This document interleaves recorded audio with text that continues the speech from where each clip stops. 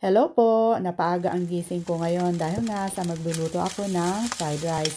Shrimp and egg fried rice po to. Pambaon ni Habi sa work.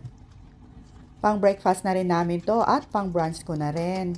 So unang-una ay mag-scrambled egg muna tayo. At pag ganito na po ay pwede na nating hanguin at isang tabi muna dahil lalagay natin to mamaya sa ating fried rice.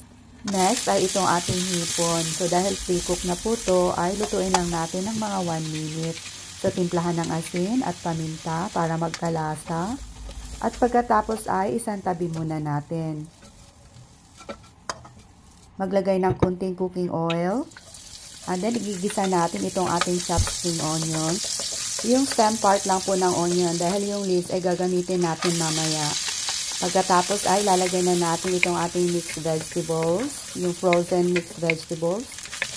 Lutuin lang natin ang mga about 2 minutes at pagkatapos saka na natin idagdag itong ating rice, cold rice. So stir lang natin ang mga about 3 to 5 minutes. And then timplahan natin ng toyo or soy sauce. So tansya-tansya lang po, nasa inyo na po kung gaano kadami yung ilalagay natin. And then timplahan ng paminta, white pepper, at saka konting asin. At saka naglagay din pala tayo ng isang egg, so beaten egg. So ganyan lang po, and then paghalu-haluin lang natin.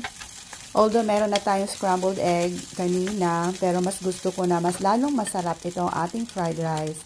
So naglagay nga pala tayo ng konting seasoning at saka 5 spice powder. Optional lang po ang paglagay ng 5 spice powder, nasa inyo na po yun, pero mas masarap. Sa amoy pa lang ay nakakagana.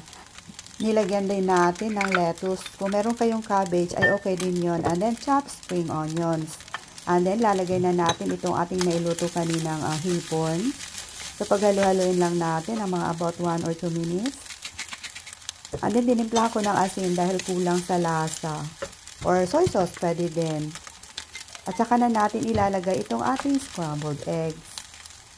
And then, naglagay din tayo ng konting sesame oil. Pero optional lang din po to. Pag okay na, pwede na nating ilipat dito sa ating serving dish. Ay, ang bango. Para naman sa ating presentation, lagyan natin ng chopped spring onions. Try nyo na din itong gawin, mga mamshay. Daghang salamat. Tara, kain po tayo.